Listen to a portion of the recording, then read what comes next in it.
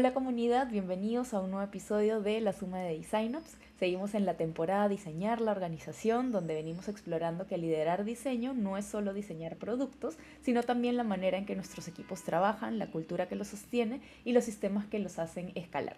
Este episodio toca algo con lo que casi todos los líderes de diseño lidian en algún momento, que es cómo comunicamos el valor de lo que hacemos en una organización que no siempre habla nuestro idioma.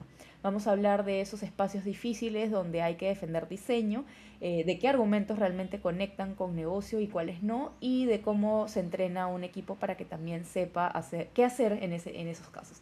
Para esta conversación tengo a Leónides Delgado desde México, a quien conozco hace varios años gracias a la comunidad y a quien vamos además a tener en Lima en octubre, ya que es speaker de la Confops. Así que bienvenido, Leo, cuéntanos un poquito más sobre ti. Ale, muchísimas gracias por la invitación.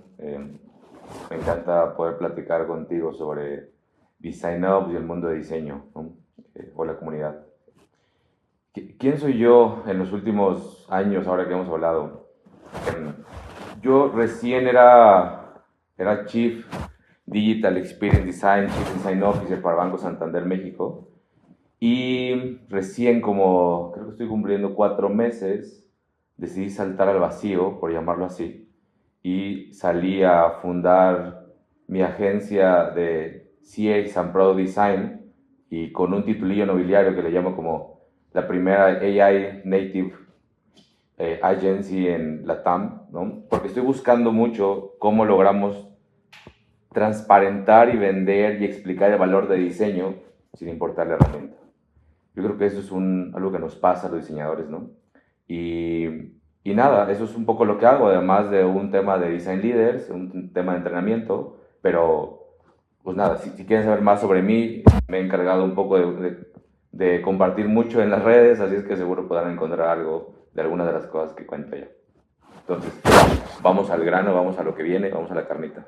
Genial, y creo que es súper valioso como la experiencia que traes de años atrás con Santander, como dices, pero también lo que estás construyendo ahora por tu cuenta y creo que conecta muy bien con el tema del episodio de hoy. Así que bueno, primero, gracias por acompañarnos hoy día, por tu tiempo, de estar acá virtualmente y de hecho, como decía hace un rato, por hacerte el viaje en unos meses de venir hasta Lima para la Confops. Así que bueno, empecemos con el episodio y creo que es importante como entender desde la base de que cómo en los últimos años ha ido evolucionando la forma en que habla sobre diseño con personas que no vienen de esa disciplina, de esta práctica, en un contexto organizacional. ¿Cómo ha ido evolucionando eso ya contando, digamos, con tu experiencia a lo largo de los años? Vale. Mire, como cero, yo soy diseñador visual, de estos diseñadores gráficos, de los que dicen que hacen tarjetas de presentación, brochures, flyers, identidad corporativa. Y donde en esa disciplina, por lo menos en México, no estoy seguro si en Latam, pero está muy asociada a una vinculación entre arte, creatividad y espontaneidad y mucho que el cliente lo vea bien, que practique, que se vea perfecto y si vende, no importa, si convierte, no importa, si hay tráfico hacia las tiendas, pues no importa. Y digo no importa no porque no nos importe como designers, porque nos enseñan la parte estratégica, pero la industria no entiende que nosotros tenemos que estar ahí. La industria no nos involucra, ¿no? Nosotros pedimos estar en esta mesa de diseño, en la mesa de los niños grandes, pero es una realidad que es complicado llegar ahí. Y es complicado a mí me parece por dos perspectivas.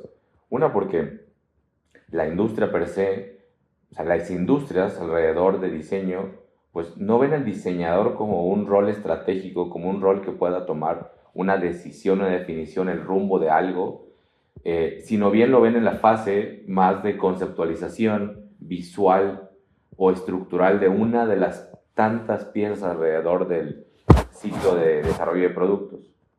Y la otra es que nosotros como designers estamos muy enfocados en nuestro rol y en nuestra burbuja, y en esa burbuja creo que nos limitamos en explorar, pero explorar a través del speak-up, explorar a través de la pregunta, explorar a través de la intención y de la conexión de los puntos.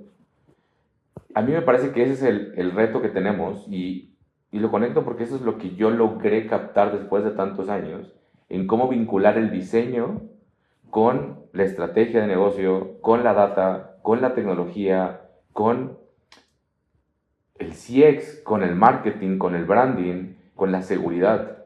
Y lograr unir los puntos es lo que creo que me permitió llegar a este punto de cómo hablar de diseño, del valor del diseño, y con ello ahora del usuario, ¿no? Yo llevo casi 20 años ya hablando de Customer Experience, User Experience, Human Centered Design, al fin del día, desde las distintas disciplinas de diseño. Y una de las cosas más importantes que yo encontré, que yo me di cuenta en Santander, creo que me había dado cuenta antes en otro lugar, pero no tan consciente, pero en Santander me di cuenta que nuestro espectro, nuestro ratio de control, nuestra conversación, nuestros proyectos deben tornar sí o sí a el cliente. Es absurdo tal vez cuando lo digo, ¿no? Y cuando lo enfatizo de esa manera, porque en teoría eso somos, o sea, siempre hemos sido eso, pero también creo que nos pasa que se nos va olvidando, se nos va diluyendo y queremos siempre hacer más. Y entonces empezamos a hablar del feature, de la épica, de la agilidad, uy, de la innovación, uy, de la tecnología, uy, del nuevo dron o de inteligencia artificial hace 10 años.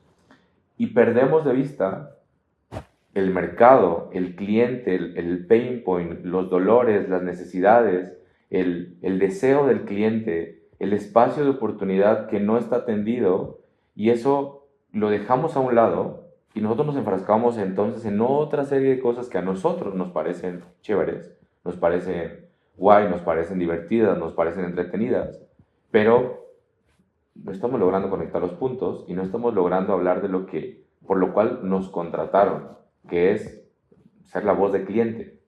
Y yo le agregaría otra cosa que más al rato hablo de ello, que es ser el responsable del diseño de la experiencia del cliente y ser responsable de esa experiencia en tu end. Son dos palabras súper distintas. Ser la voz versus ser el responsable de ello. Eh, entonces, haría un resumen fácil tenemos que conectar los puntos. Tenemos que conectar los puntos entre nuestra disciplina y las que están alrededor.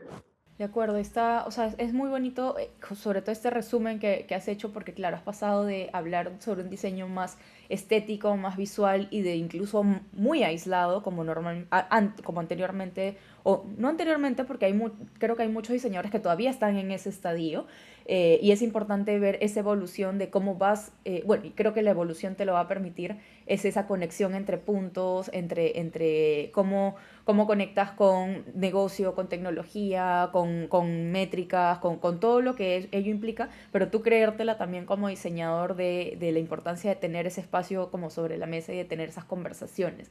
Digamos, y ya hablando como justamente de esa evolución que has tenido tú mismo en tu rol, en base a tu experiencia, ¿cuál ha sido ese espacio, la reunión más difícil en la que has tenido que defender el valor del diseño y ya justamente concentrándonos en el valor de diseño, ya en esa evolución que tú has tenido y en este estadio en el que estás tú ahora? ¿Qué viene a ser eso más difícil que has tenido que defender? ¿Qué es lo que sucede ya para los que nos escuchan y que tal vez no están todavía en ese estadio ahorita? Recuerdo tal vez 3 conversaciones. Me voy a ir a la primera, que fue cuando brinqué de una agencia de diseño a Enterprise, ¿no? Cuando brinqué de una agencia a Banregio, al programa de transformación digital. Yo viví un momento interesante o doloroso para mí tal vez, porque yo presenté un proyecto al CTO y tal vez en ese momento, al director general de negocios, ¿no? De este banco. Y les presentamos la prueba de concepto de un website que incluía servicio de atención a clientes, que incluía parte de la banca electrónica, pero incluía una plataforma donde en el portal público pudieran hacer venta, servicio, pudieran captar leads. Estoy hablando de 2017, ¿no? Y yo tuve un mentor en esa agencia que me enseñó a decir, contemos a través de Journey, contemos a través de la prueba de concepto visual. Entonces, armamos un journey, armamos el storytelling, armamos la historia, armamos los 5 puntos de interacción desde que llegaban a la sucursal y qué es lo que veían, entonces cómo escaneaban en aquel momento el QR y llegaban a la página web y venía entonces el primer Hero Image del portal que conectaba con el anuncio que habían visto y luego íbamos a la página interior donde mostrábamos el valor del producto, bla, bla, bla, ¿no? Y cuento esto porque planeamos el journey, planeamos cómo contar esto. Entonces, el de negocio dice, me encanta, wow, sí, lo quiero, casi que cuánto cuesta y cuánto podemos lograrlo, ¿no? Y el de tecnología, un gran amigo me parece, dijo, ¿cuál es la diferencia entre ustedes y las otras 25 agencias que me han venido a mostrar estos websites? Con un tono peor que el que yo hice. Entonces, mi manager creo que se frustró en la respuesta porque él tenía muchos años construyendo esto y le dio una respuesta bla. Y yo le di una respuesta después donde le dije, nuestro valor está en que podemos decirte qué le duele al cliente en cada uno de estos momentos de interacción, ¿no? Se lo dije menos sofisticado, ¿no? Porque creo que le dije, te puedo decir qué es lo que ve la gente en la sucursal y qué es lo que ve la gente en el email y en la página web, qué le duele porque los entrevistamos, porque escuchamos, porque vimos cómo interactuaban. Y con eso yo puedo darte la certeza que lo que vamos a diseñar, el cliente lo desea. El cliente va a decir, wow, lo quiero estar en esta organización, porque estamos resolviendo parte de un problema que él tiene, ¿no? Y después la reunión creo que fluyó mejor. Y digo que fluyó mejor porque para mí esa conversación fue la que me hizo que Banregio me invitara a trabajar con ellos, ¿no? Como su segundo diseñador UX en la organización, ninguno más. Entonces, ese es un gran momento para mí porque para variar, después esta misma persona fue quien me entrevistó y me volvió a hacer una pregunta similar. ¿Por qué demonios debo contratarte aquí? Y mi respuesta fue un poco similar diciéndole, yo soy diseñador, le dije, soy visual, soy gráfico, soy de interacción, puedo construirte cosas, puedo diseñar una solución al problema que tú quieras. Dije, pero yo tengo dos valores, por llamarlo así, que es que yo voy a tener que entender tu proceso, tu tecnología, tu contexto para diseñarte la mejor solución, ¿sí?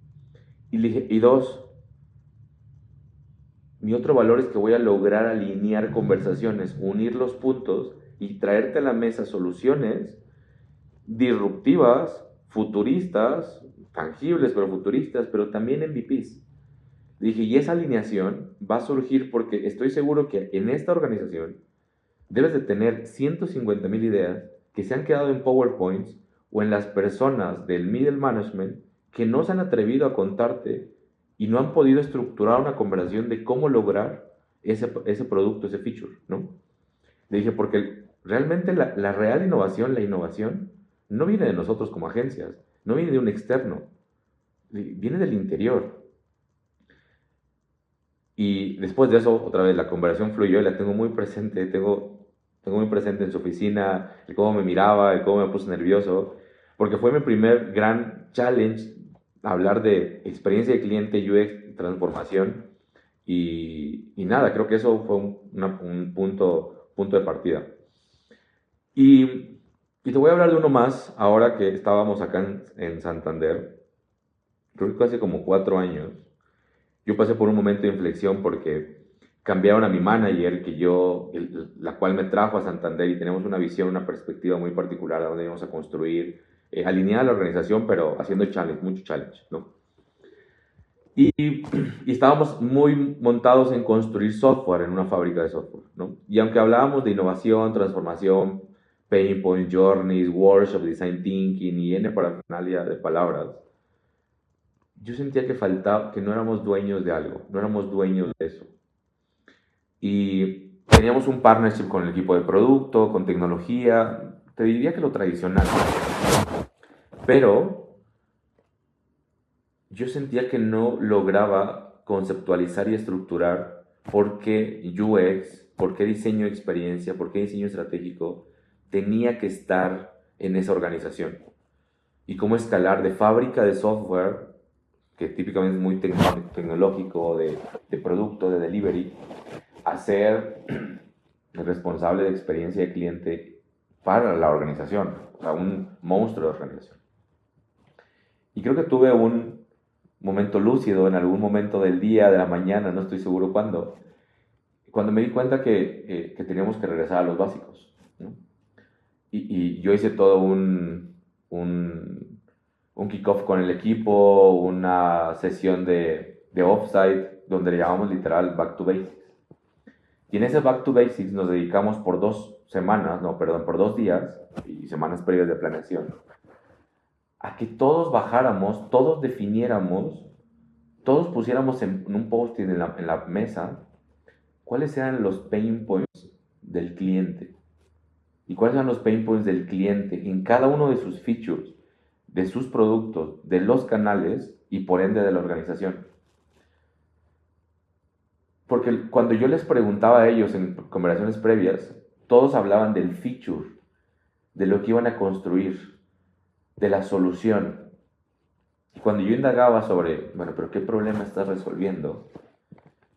Me encontraba como que en un 50, 60 por ciento que estaban más asociados a, es que el negocio lo quiere, es que el mercado dice, es que está en el benchmark, es que está en la solución, es que pues ya está en el roadmap, ya me dijeron que hay que construirlo. Sí, pero ¿por qué? ¿Por qué?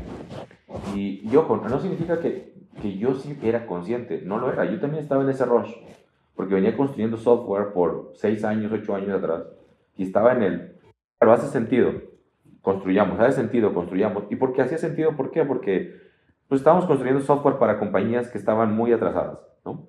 Entonces, al ser muy atrasadas, casi que cualquier galleta que pusieras en la mesa o cualquier bote de pintura que pusieras en la interfaz o en el producto era necesario. Entonces, cuando nos sentamos a eso, tuvimos un trabajo inmenso de traigamos todos nuestros design personas, todos nuestros buyer personas, todos nuestros journeys, toda nuestra investigación, todas nuestras entrevistas, todo nuestro desk research, todo nuestro benchmark. Encontramos el punto de inflexión de cuáles son los 150,000 pain points que tiene el cliente y también deseabilidad que no hemos cumplido, más prioricemos nosotros. Uf, esa palabra de priorizar nosotros fue catastrófica, porque dijeron, no, ¿cómo no te vamos a decidir?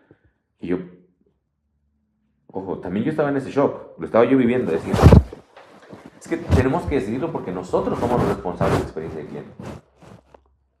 Y esa responsabilidad implica el entenderlo, el buscar el pain point, el diseñar la solución, el hacer que se construya y luego medir esa solución y estar iterando constantemente. Dije, ese es diseño end-to-end.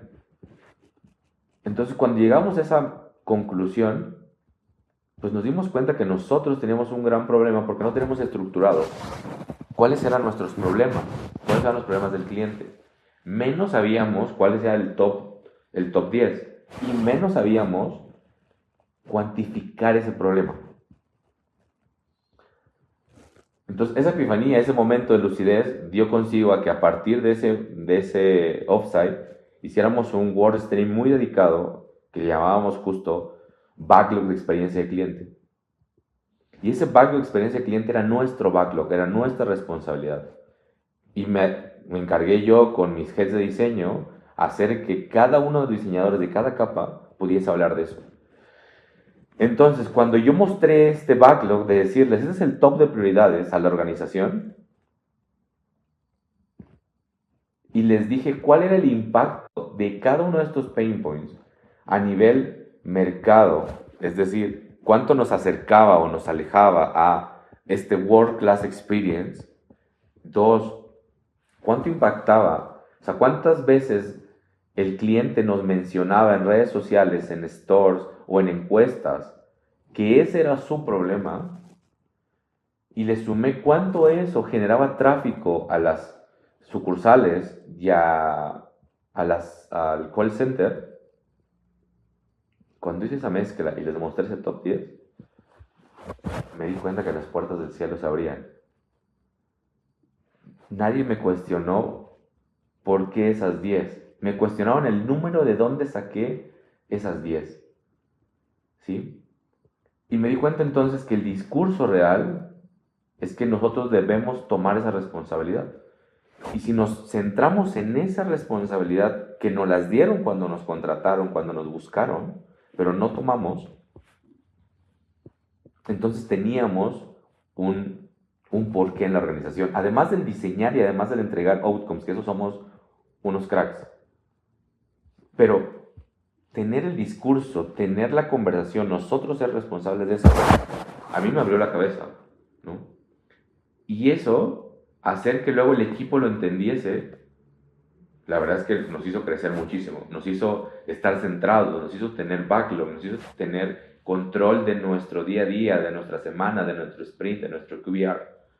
Y sí convivir con la responsabilidad de negocio, ¿no? Con esto no quiero decir que era un backlog separado, aislado, que nosotros trabajábamos y dedicábamos equipo.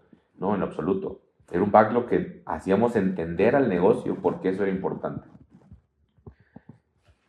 Y el negocio lo entendía, y el negocio lo tomaba y decía, claro, y se convertía entonces en que logramos un 20%, hay veces más, porcentaje, de tiempo dedicado a resolver pain points de experiencia de cliente. Además que conseguí un equipo dedicado de software para eso y más cosas, ¿no? Pero esos dos momentos son cruciales, y si los conectan, es que en 2017 no tenía ni idea de que esto debería ser el mantra, el mindset, ¿no? Sabía por todos los libros y videos que veía que ese era nuestro pivote, nuestro centro de conversación, pero no sabía estructurarlo. Y tampoco cuando entré a Cemex o a Neoris como jefe de diseño, tampoco lo entendía. Cuando entré a Santander, te atrevo a decir que tampoco lo entendía, lo tenía así claro. No recuerdo cuándo fue o por qué fue, pero sí fue un momento de inflexión en el equipo, en mí, y eso a partir de ahí ha sido algo totalmente diferente, el cómo veo el diseño y el cómo conectamos el diseño y cómo vendemos el diseño, y vender no desde el concepto negativo de la palabra, sino explicar el valor del diseño en cada momento, en cada conversación. Leo, de verdad es guau escucharte todo esto y los dos casos o los dos ejemplos que has puesto sobre la mesa me parece que son súper valiosos. Siento que en estos minutos que has hablado he aprendido un montón, y que espero también los que nos están escuchando les haga reflexionar de incluso eso que mencionabas primero, de conectar puntos, no es solamente de, bueno, tener esas conversaciones y tal con diferentes áreas, por ejemplo, sino es realmente de meterte a la profundidad de qué es lo que el cliente te está diciendo, el conectar con diversos indicadores, el conectar con conversaciones. Es un pensamiento sistémico muy, muy complejo y de que yo creo que sí es difícil que los diseñadores lo terminen de internalizar. Mira, incluso tú mismo lo has dicho, ¿cuántos años de experiencia te ha tomado eso? Pero que una vez de que te das cuenta, creo que es muy difícil soltarlo y decir, bueno, esto no, lo voy a dejar de hacer, no, eso va a ser como que tu caballito de batalla de seguir profundizando, seguir trayendo eso a la conversación, porque al final eso es lo que te va a ayudar de que las reuniones o relaciones que vayas construyendo en el camino en la organización sean mucho más sencillas, porque creo que va a haber una mayor confianza, una mayor también, o sea, sí, al final creo que es confianza, ¿no? De que confíen en el criterio que estás utilizando, en los números que estás trayendo, en las decisiones que vas tomando, y al final todo gira alrededor de eso, ¿no? Y tal vez como amor resumen de estos ejemplos que has puesto, o inclusive algunos más que te vengan a la cabeza, es ¿qué lenguajes o argumentos tú consideras que resuenan más con líderes de negocio incluso de tecnología también? Porque tú has mencionado esto como un punto muy importante. No solamente las conversaciones son difíciles con negocios, sino también con tecnología. Esos argumentos que resuenan más con ellos desde el lado de diseño, y cuáles definitivamente no funcionan con ellos. ¿Qué has visto tú en estos años?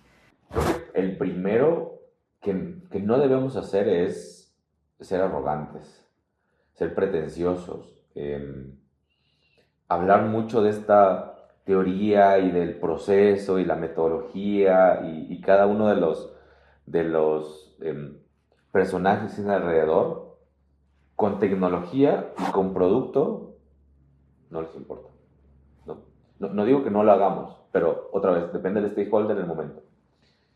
¿Qué sí tenemos que hacer, por lo menos que me ha funcionado otra vez, es que tecnología típicamente está, perdón a los ingenieros tecnólogos, pero están metidos en el lodo. Y en el lodo, en ese fango, no los dejan salir, ¿no? Entonces están preocupados por resolver el feature con la estimación que alguien les dijo, donde ni siquiera ellos definen la estimación. Y si definen un número, se los cuestionan, a morir. Ni hablar ahora con inteligencia artificial. Pero en ese punto, creo que lo que tenemos que hablar con ellos es cómo lograr incrementales.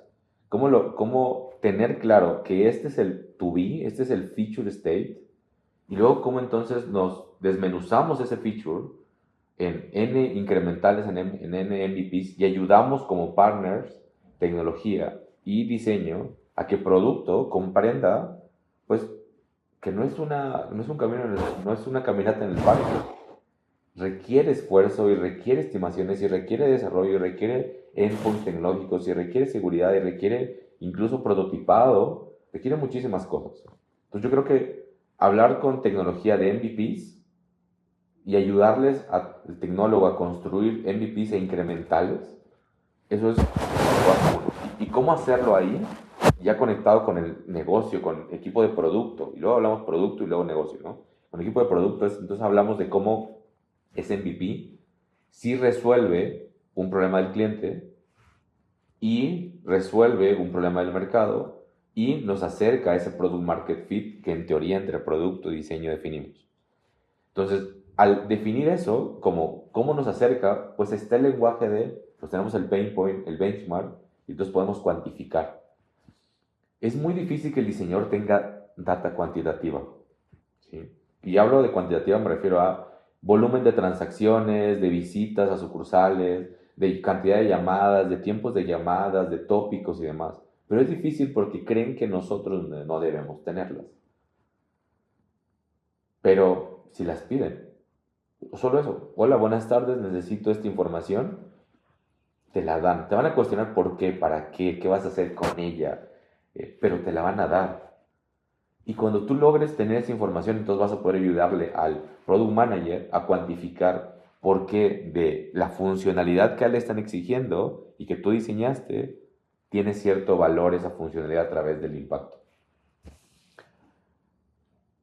Luego, yo comprendí algo cuando entendí algo sobre growth hacking, growth marketing, growth design. Y era que tenemos que hablar en relativo y no en absolutos en cuanto al impacto de algo. Porque hay veces el diseño, el cambio en un botón, una posición, el copy dentro del botón o incluso la estética del botón para tener más affordance, eso puede generar 100 puntos básicos o 10%, bueno, o 100% de conversión de un paso a otro. Pero nosotros lo minimizamos. Pero realmente un 10% de conversión de entre un paso u otro es gigantesco, es un espacio de oportunidad millonario. Y nosotros no sabemos cuantificar eso.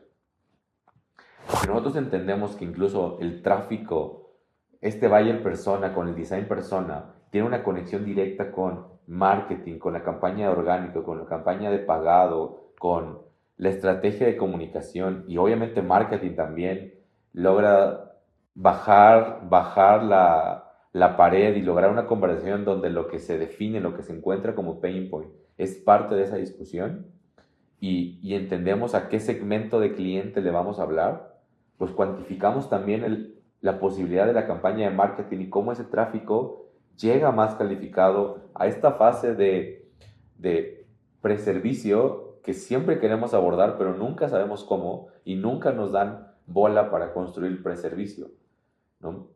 Entonces, y el otro discurso de cara a operaciones, procesos, negocio, es eficiencia.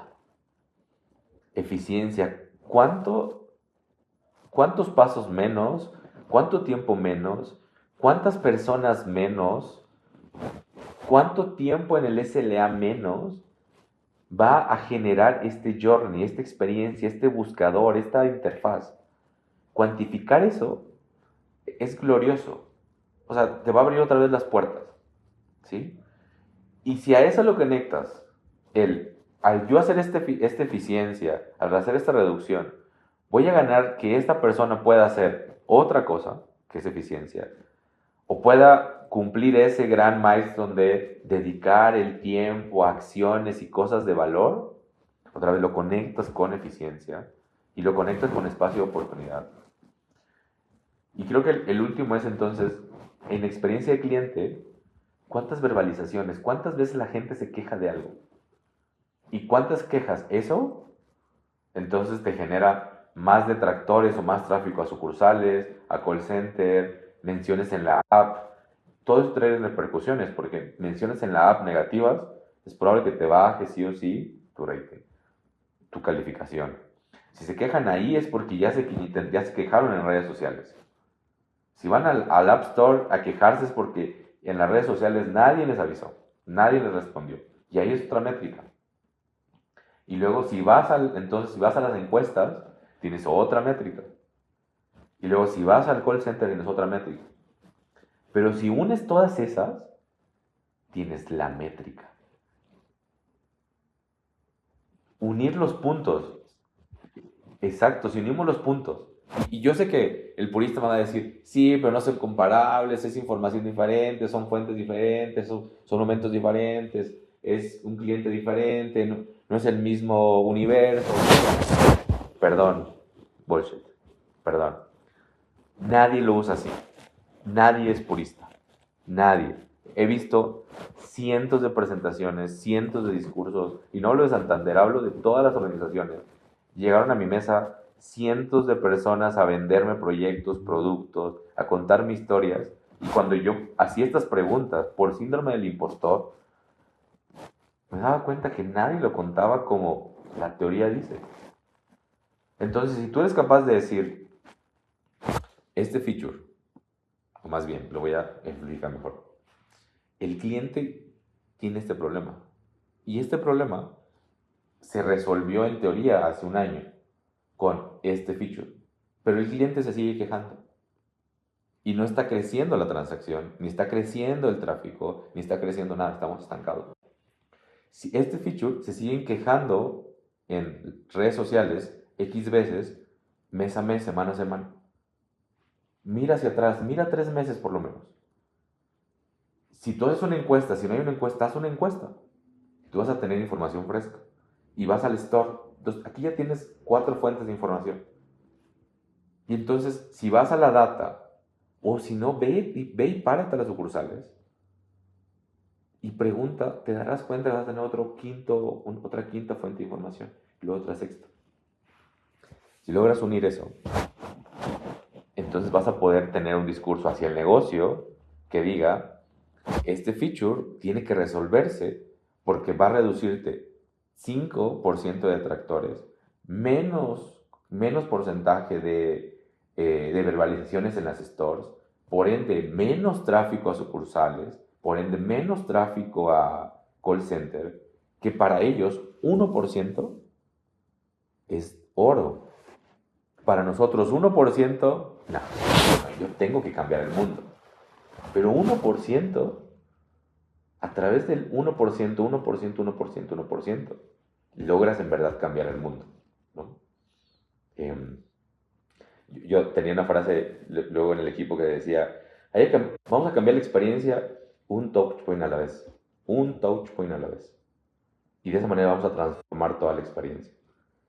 No podemos vender esa idea de aquí está el journey gigante con todos los puntos de interacción y todas las soluciones y entregárselo a la gente y que entonces nosotros, que ellos regresen en 3 meses diciéndonos aquí está la solución y aquí está el problema, perdón, aquí está la solución y aquí está el plan de trabajo, ya lo vamos a resolver en 6 años o en 3 meses, no pasa. Nosotros tenemos que adueñarnos de cada uno e ir con cada stakeholder a resolverlo. Creo que toda esa información, todo ese lenguaje, todos esos puntos son para hacer el trabajo duro siguiente, que es perseguir que se consiga la solución de ese problema. Porque si no te conviertes tú en ese, nadie lo va a hacer. Es correcto, nadie lo va a hacer. Que cada uno va a estar, o sea, va a seguir pensando en su mundo, como tú dices, estos en su código, estos en vender, estos, cuando en realidad al final diseño está ayudando a que todo eso se conecte y dar una solución pensando muy en el cliente. Ahora, todo esto que nos has contado es súper valioso, me parece también que es muy importante lo que has mencionado y me consta de que tú lo has logrado, de que en base a tu experiencia te ha permitido ir, como tú dices, evolucionando también como en tu rol y en tu liderazgo. Pero ahora, pensando en tu equipo de trabajo, ¿cómo entrenas a tu equipo para que también sepa comunicar el valor de lo que hace, para defender estas ideas, para seguir conectando esos puntos? Y yo hablo en tu equipo porque me imagino en un equipo de trabajo no solamente hay líderes de diseño o diseñadores senior, sino incluso hay personas que recién están empezando en su carrera, tal vez no tienen esa como roce tan cercano con stakeholders o presentes en conversaciones tan difíciles, pero ¿cómo logras de que esto que tú ya has ido aprendiendo y has ganado en el camino, como cascadearlo hacia abajo y de que ellos también se empoderen con eso? O sea, ¿cómo se logra eso? Te diría que no estoy seguro si con esas cuatro o solo con esas cuatro o cinco cosas, pero una es que yo, yo fui creciendo el volumen de equipo, obviamente, ¿no? Y al inicio era muy fácil poder transmitir esto a 6 10 personas, ¿no? Pero luego, ya cuando ya empezamos a tener equipo, se complicaba. Entonces, creo que cosa una que hicimos fue poder materializar todo este mindset de estos pequeños en algo que pueda ser compartible, algo que pueda ser digerible y que pueda tener ejemplos pragmáticos de cada una de las cosas, ¿no? Ustedes van a ver en mis redes sociales los principios de diseño que armamos, pero luego dentro construimos cosas muy en específico qué significaban, ¿no? Ahora, eso es un poco para materializar, más que el equipo que estaba, era el equipo que venía. A cada persona que venía le dábamos, tienes que leerte esto. Y si no estaban de acuerdo con cosas como somos partners, pero somos responsables de la experiencia del cliente. Somos partners, pero construimos sí o sí, diseñamos sí o sí el future state, no solamente el MVP. Si ellos no estaban de acuerdo con eso, eran preguntas muy específicas que hacíamos, no entraban. No entraban al equipo. Se nos colaron un par, te puedo decir, y ellos mismos se dieron cuenta después de 3 4 meses que eran, no, yo no quiero estar aquí. Y no quiero estar aquí no porque no sea un gran equipo o no sea un equipo, sino porque el mindset no era el que ellos querían. Y para mí decía, sí, estoy de acuerdo. Este mindset, yo no te voy a cambiar la forma en cómo trabajas. Yo no te voy a cambiar el cómo diriges diseño, cómo defines diseño. Dije, pero yo no quiero que tú cambies esta cultura de diseño y este mindset de diseño, ¿no? Entonces, eso es una. La otra es que yo le compartía a mis heads de diseño las métricas de los negocios. Yo conseguía la data que ellos no podían conseguir y yo les compartía esa data a través de decirles, este es el objetivo de la organización. Y yo les explicaba cómo esos 5 objetivos, esos 5 números, se convertían en nuestro día a día o en los pilares. Y cómo ellos tenían que tener claro que cada cliente, o sea, cada funcionalidad era para aumentar la digitalización, aumentar la transacción, aumentar el loyalty, aumentar el customer lifetime value y reducir el chorro y reducir los detractores y reducir los pasivos y aumentar los promotores. Esa relación yo le ayudaba a dárselas. Una vez que ellos entendían cómo entonces la digitalización, porque era transformación digital en nuestro caso, el tener una relación de best in class experience y entender cómo demonios se definía eso. Entender que el NPS, el CSAT, el CES, el Usability Score tienen que tener una relación. Eso yo les enseñé a todos mis heads de diseño y disciplinas para que ellos eventualmente cascadearan eso. ¿Y qué es lo que hacía? Yo hacía cross-check, ¿no? Es decir, cuando ellos ya estaban como listos en que 80% de sus discursos eran como yo lo venía haciendo, Entonces me encargaba de que sus equipos me presentaran a mí y sus equipos fuesen capaces de estructurar ese mismo discurso. Hay veces los heads pues no cascadeaban con toda esa estructura y había heads que sí tenían equipos que eran capaces de estructurar esa conversación y equipos que no.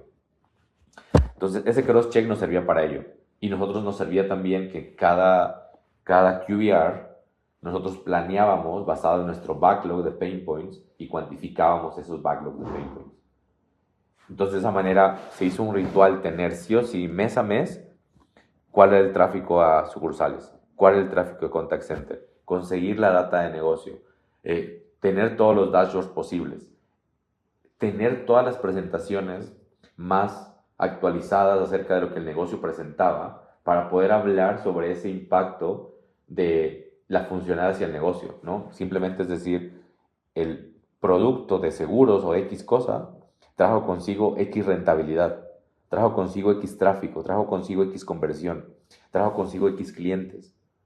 Esa relación era lo que lográbamos transformar y era una maraña de información, una maraña, ¿no? Nosotros empezamos conseguir... Te voy a decir algo antes de eso, antes de ir al otro punto. Cuando dije esto de seguros. Yo y el equipo teníamos el temor de hablar, de tomar una métrica de negocio. ¿A qué me refiero? A poder decir, este feature o este problema, este pain point, tiene impacto en clientes digitales, o en nuevos clientes, o en más ventas. Teníamos ese temor. Y yo quiero llegar tal vez a pensar que lo teníamos porque creemos que no éramos responsables de eso, no teníamos autoridad sobre eso. Pero yo estuve muchos años en la mesa de decisión, ¿no? Con el CEO, con DGAs, con directores ejecutivos, en esta organización y en muchas más. Y me he dado cuenta que ellos no tenían ese síndrome del impostor, ni tampoco esa limitante. Ellos decían, hey, esto va a mejorar la experiencia del cliente, esto va a mejorar puntos en NPS, esto va a ser disruptivo, esto va a generar innovación. Y nosotros nunca hablábamos entonces del negocio. Entonces cuando yo empecé a decir, y yo con titubeo empecé a decir, es que la apertura de cuentas, el journey digital, va a reducirnos el tráfico a las sucursales en X porcentaje, nos va a poner en el espacio de mercado que no estamos, vamos a lograr digitalizar X cosa, nos va a resolver X pain point del cliente que nos dice tengo que ir a la sucursal a abrir una cuenta, y además nos va a resolver X o Y pain point, pero nos va a atraer 10% de clientes cada año y nos va a aumentar la digitalización y nos va a aumentar el Customer Lifetime Value y nos va a aumentar el uso de los canales. Cuando le rompí ese miedo, me di cuenta que incluso el negocio lo entendía más. Y entonces entendía cómo el diseño, además de resolver un problema, daba negocio. Y eso es la otra parte de este lenguaje, ¿no? Entonces, eso también se lo transmití al equipo. Les dije, no tengan miedo, úsenlo, distribúyanlo. Nosotros teníamos desde el día 1 una relación de nuestras acciones eran asociadas a nuestros 5 grandes KPIs. Y todo nuestro backlog estaba relacionado a eso, ¿no? Exagero con todo. Había cosas que no estaban asociadas, pero como todo el mundo, pero la intención era que todo tuviera una relación. Entonces, al yo compartirles esa información, terminamos haciendo un macro Excel donde teníamos un Excel y un PowerPoint obviamente, pero en el Excel teníamos toda la información sintetizada de funcionalidad con rondas de research, cuántos usuarios entrevistamos, cuántas encuestas hicimos, cuál fue el resultado de cada una de esas encuestas en cada punto de interacción, cuál fue el Usability Score, cuál fue el CSAT, cuál fue el NPS de ese momento de interacción. Y ese momento de research lo llevábamos con ongoing hasta que el producto llegara a producción y luego medíamos en producción. Entonces, en ese Excelito conectábamos toda la información que no estaba en un dashboard como quisiésemos, ¿no? Y ese Excelito lo compartíamos con el equipo. era nuestra fuente de verdad. Ahí de esa manera podíamos hacer que incluso el responsable de un área de negocio como empresas pudiese tener la información de retail o de seguros o de créditos o de cuentas y concentrar en un solo lugar algo que permitiese entonces tener esa discusión. Entonces, en resumen, era transparentar qué es lo que queremos hacer. Dos, empezar a conciliar toda la información en algún lugar porque nunca nos iban a dar un dashboard que relacionara todas las métricas de experiencia. Tres, poder ayudarles y conectar los puntos de cómo la estrategia de negocio, los KPIs de negocio se conectan con el fango, con el feature, con la priorización, con el MVP, con el sprint, y luego se va cascadeando incluso hacia la priorización central. Y cuatro, asegurarme que por lo menos mi capa, mi línea directa de reportes, tuviesen este mindset y este discurso asociado al impacto a negocio. Y cinco, hacer cross-check, hacer que ellos también lograran cascadear hacia sus equipos, que tuvieran toda esa información.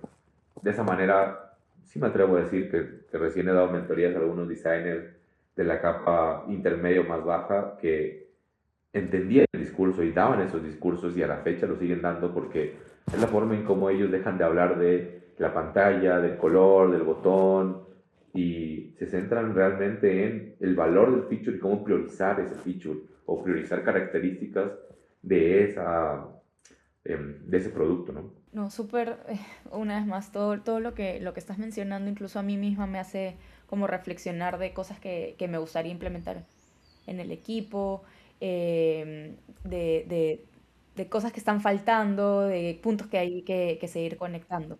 Y ahora, Leo, como para ir cerrando el episodio, que ha sido muy, muy valioso todo lo que nos has contado, se nota la experiencia que has tenido y me encanta esta última parte que has mencionado de cómo inclusive te has asegurado de cascadear toda esa experiencia y forma de trabajar al equipo y que creo que a muchos equipos hoy en día eso es lo que justamente les está faltando. Y bueno, pensando en todo lo que hemos conversado hoy, si liderar diseño es también diseñar la organización que lo sostiene, ¿qué es lo primero que deberíamos dejar de tratar como secundario? ¿Qué es el no negociable desde tu perspectiva en un equipo de diseño? La priorización, que los equipos tengan claro qué y por qué es importante, qué y por qué es importante hacer. Y cuando digo tengan claro es que ellos tengan esta serie de cosas y asociadas también a que sepan decir no, que sepan decir no. Yo era muy incisivo, inclusive en donde les decía, no, no, esta es tu prioridad, por eso lo definimos, estas son las cosas que tenemos que hacer. De ahí en fuera, si los negocios, si Padre Santo, cualquier persona venga a pedir algo, tú dile que no. Y si no y si te persuade, si te exige, dile que venga a hablar conmigo o lo hablamos juntos. Y no por jerarquía, sino porque tengo que ayudarte a entender que no tenemos que tomar todo lo que nos pidan. Dije, porque las áreas alrededor, pues a veces tienen trabajo, pero también tienen que vender su rol y quieren pues asociarse con el designer porque les hace cosas chidas, chéveres, y nosotros pues no logramos estructurar esa conversación de cómo decir no. Eh, esa pues, es un no negociable. El otro no negociable es tener un backlog, o sea, un backlog propio. No importa que no sean pain points, ¿saben? Porque puede ser tal vez complicado y bla, bla, bla. Pero tener un backlog, poder ustedes proponer, proveer pain points, soluciones, ideas, acciones. Eso es lo segundo no negociable. Porque de esa manera van a poder tener cierta gestión, control de su día a día, de su sprint, de su semana, de su mes, de su día, de su año. Eso es el segundo.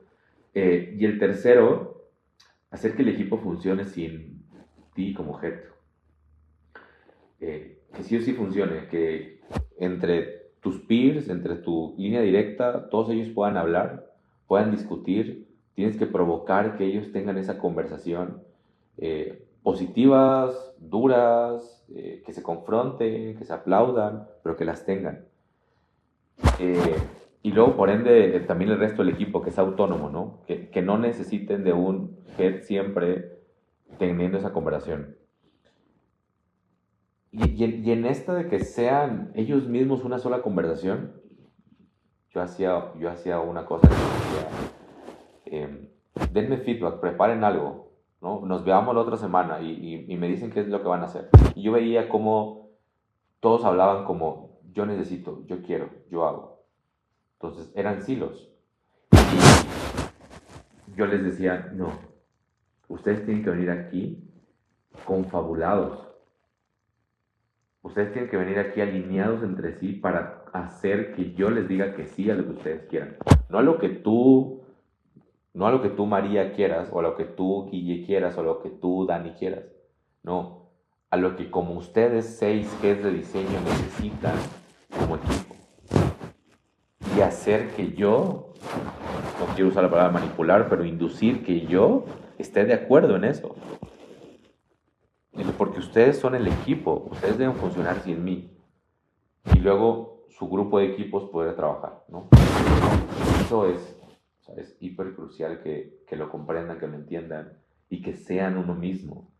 No, gracias Leo por... Sí, está súper súper bueno la conversación, toda la info que nos has compartido es muy valiosa y de hecho eso me hace emocionarme aún más de escucharte en escenario en octubre cuando vengas a Calima. Y bueno, inclusive el workshop que vas a facilitar, así que creo que va a estar muy valioso. Me llevo muchos aprendizajes y muchas reflexiones también de ver cómo incorporo algunas buenas prácticas en mi mismo equipo. Así que mil gracias por todo lo que nos has compartido y el tiempo que le has dedicado a esto, de verdad. Muchas gracias por invitarme. Esta charla siempre me sirve como de introspección y también de repensar qué es lo que quiero seguir haciendo, ¿no? Qué es lo que sí debo seguir haciendo, ¿no? Así es que gracias por el espacio, espero que haya salido muchísimo. Eh, la comunidad de Design Ops tiene que seguir creciendo, es algo crucial que necesitamos hacer como designers, transmitir ese valor del diseño en la organización, es uno de los pilares de Design Ops, así es que mil gracias por hacer todo esto posible. No, gracias Leo y gracias también a los que nos escucharon hasta esta parte del episodio. Ya nos vemos la próxima semana para uno nuevo. Así que adiós, cuídense.